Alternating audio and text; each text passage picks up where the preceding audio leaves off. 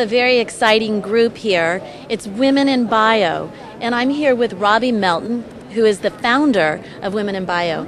So, Robbie, tell me, this is a wonderful thing that you're doing. Tell me, when you founded it, what was the need that you were fulfilling? Well, we founded the organization in 2001, and it started because we were attending the founders and I were attending a lot of meetings, but there weren't very many women, and we wondered why. And so we surveyed a lot of women, and we found out that they needed something of substance for them to come out.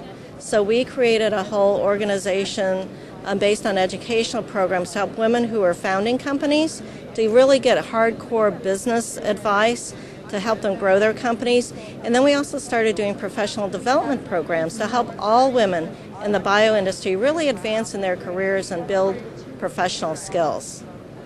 And now tell me all of the services that you provide. You talk about that a little bit. Okay. Well, we do educational programs, and they're very intensive, so that when you leave, you actually come away with something to grasp onto to use the next day. It's not something with talking heads. And then we do something really fun with young women in middle school, and we take them into large corporations like Procter & Gamble or MedImmune, and they get to tour the facilities and meet women who have different careers but have science degrees, so they can learn how exciting it is to be in science. And so it's a real fun-filled event. And then we also do networking opportunities for women just to gather and meet each other and really make the business connections they need to meet. And the other thing that's key is we do an annual dinner where we honor all women who have actually founded their own biotech companies. And this year we honored 87 women entrepreneurs. Wow. And it's growing. Yeah, that's pretty amazing. And so now you have how many members today, and what are you expecting in terms of your membership for next year? Oh, wow. Well, right now we have over 300 members from 16 states. We do have a couple of members from outside of the U.S.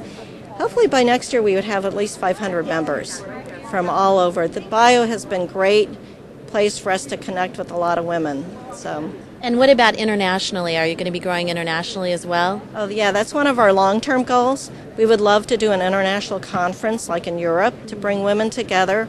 We've had a lot of requests to do that. And also India's been asking us to do a chapter there. So long-term, yes, definitely will be global.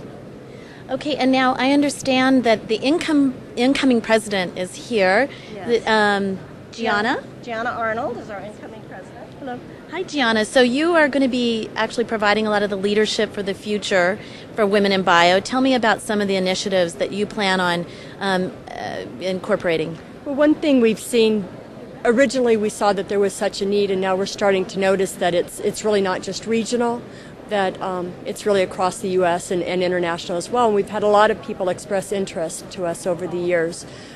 So we're looking into a couple of things. We're looking into starting up our chapters in the different locations, and we're also looking into doing things to make sure that there's really nice value for our members wherever they are. So we're looking into having a more robust website so that members, wherever they can be, maybe can see footage of some of our events, some of our workshops, have some really good, strong materials on the web. We're developing newsletters. We're just trying to expand so that we have materials that can suit what they need wherever they are.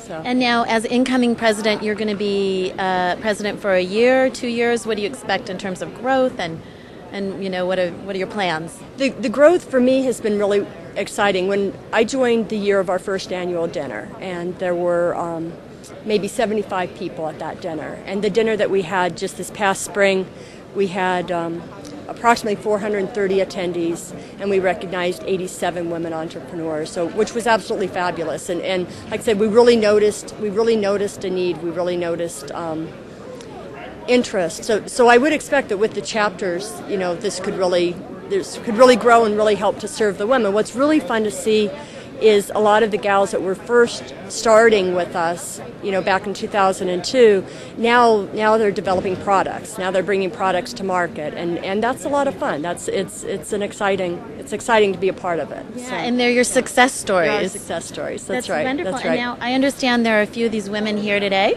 There are. Let's see. Shai May. Hello. Shai May. Hi. I understand you're one of the success stories for Women in Bio. So can you talk to us about what you're doing right now and how Women in Bio has helped you? We are developing a very sensitive fluorescence detection platform, which is much more sensitive than a plate reader. Then we are also developing kits and diagnostics to go with the instruments. And Women in Bio help me because they provide a lot of training. For example, leadership training and the training about merger and acquisition, and also provide very good networking. Yes, and so I hear for entrepreneurs, I hear it's lonely at the top, but Yes. when Women in Bio, it's not so lonely because you have other women that are helping you along the way. That's right. Yes, and now tell me the name of your company. Creative Microtech, and we started the company in 1996, and we're launching an instrument this month, and it's been a lot of fun.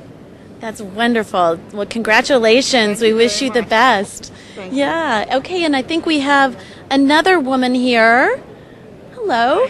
Another success story, Loretta. Hi. And tell us a little bit about your company, what you're doing, when you joined Women in Bio. I joined Women in Bio in 2003. I went to their annual meeting, and I was so impressed that I said, boy, this is a group that I want to be part of. I practiced 10 years as an attorney in the pharmaceutical industry, and since then I have founded a company that is in cancer detection.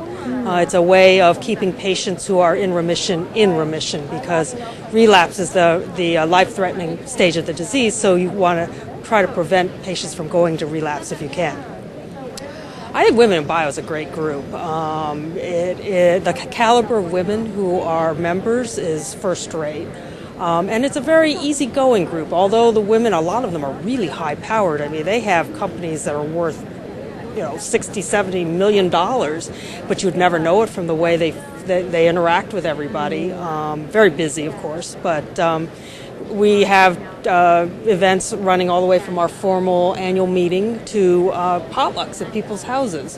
In fact, in Maryland, there's something sponsored by NIH where you have outdoor films during the summer, and we've actually done that once. I understand there's a book club starting up, and we're going to be reading business-oriented sort of books and discussing them. And it's a great way to make friends, but also a great way for networking. I know people that have found jobs through Women in Bio and funding opportunities. Well, fantastic. Well, I know that there are power in numbers, and Women in Bio definitely is providing some... It's growing, too. It's growing very quickly. When Robbie started this group, it was a small little group, and I actually said, oh, they're never going to succeed. And my goodness, she has really, you have to give her credit, because she has really created something great. And from this meeting here at Bio, I mean, it's clear that there's a need for it. Well, wonderful. Well, thank you so much for sharing your thoughts with us, and we wish everybody here so much success. Thank you.